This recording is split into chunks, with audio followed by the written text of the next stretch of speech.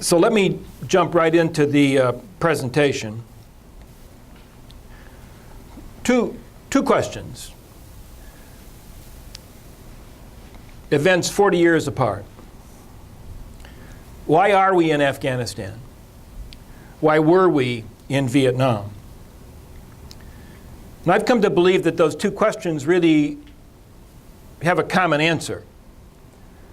We are in Afghanistan, we were in Vietnam, because Washington stubbornly adheres to a national security consensus consisting of two identifiable elements.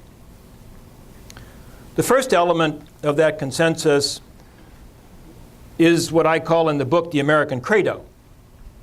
The American credo really is a claim or a statement of purpose. And the second element of that consensus is what I call the sacred trinity, and the sacred trinity defines practice, particularly practice as it relates to military power. The credo summons the United States, and the United States alone, to lead, save, liberate, and ultimately transform the world. And I don't choose those verbs casually. Words like lead and save and liberate and transform are frequently voiced by American leaders or by pundits as capturing the essence of our purpose toward the rest of the world.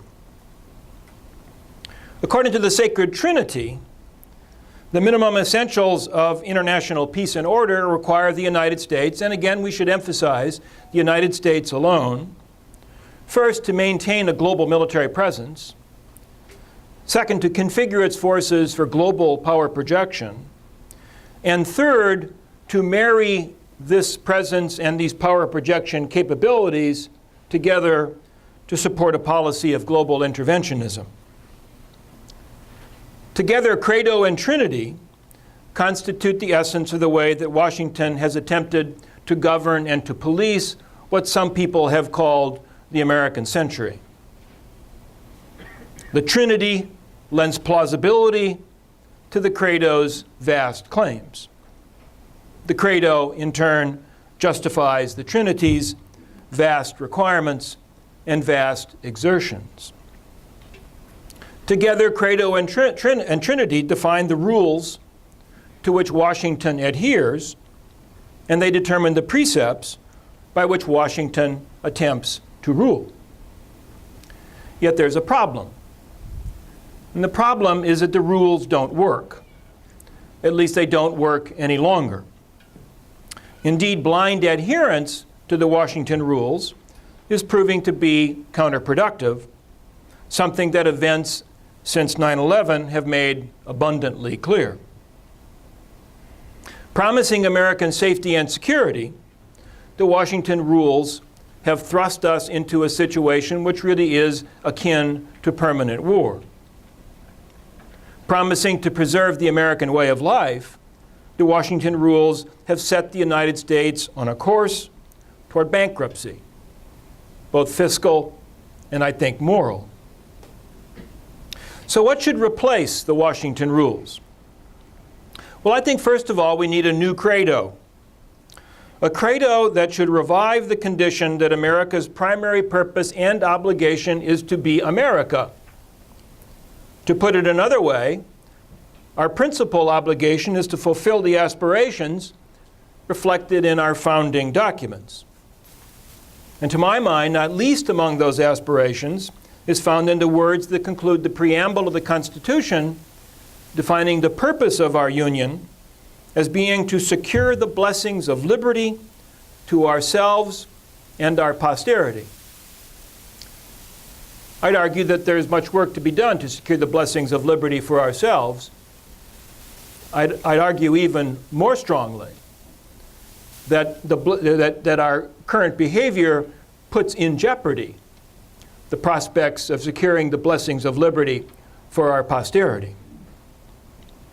Now, if in the course of doing so, if in the course of America being America, the United States should serve as an exemplar for others, that would be all to the good, of course.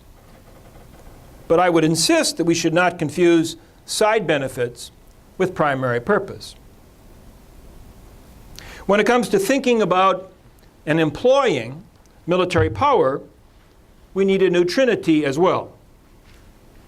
Under the terms of that trinity, I would argue, we should define the primary duty station of the American soldier as America. I would concede that there will be times, there will be occasions, and there will be purposes where we will need to send American soldiers abroad, and perhaps to maintain them abroad for some period of time until the task is complete. But the point of this first element in the alternative trinity is that we should not work on the assumption that the primary place of service of the American soldier is in this network of bases that we maintain on a permanent basis around the world.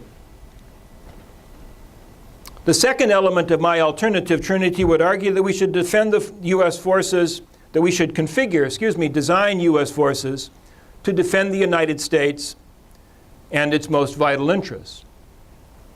And I'd quickly acknowledge that this phrase, vital interests, of course, is a very slippery one that can be defined in any number of ways. In a democratic polity, it seems to me we should welcome a debate and an argument about what exactly falls within the category of vital interests and what doesn't make it into that category. But I'd also insist that the definition, the list that we come up with, has to be a relatively limited one. It should not see us doing what we're doing today, which is to define any particular problem that comes up on any particular Tuesday or Thursday as falling within the realm of vital interests. And the third element of my trinity would be one that would argue an approach to thinking about the use of force. And that approach would be one that would emphasize the just war tradition. According to the just war tradition, a set of precepts devised over time to help us think about whether or not the use of force should qualify as moral. According to the just war tradition, we should employ force only as a last resort and only in self-defense. And even then, it seems to me, we should recognize the limited utility of violence. Not the absence of utility, the limited utility of violence as an instrument of statecraft.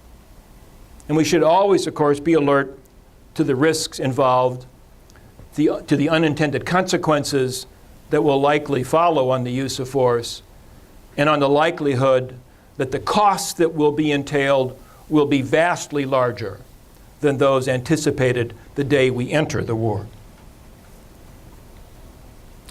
Well, how likely is it that we will see any departure from the existing Washington rules?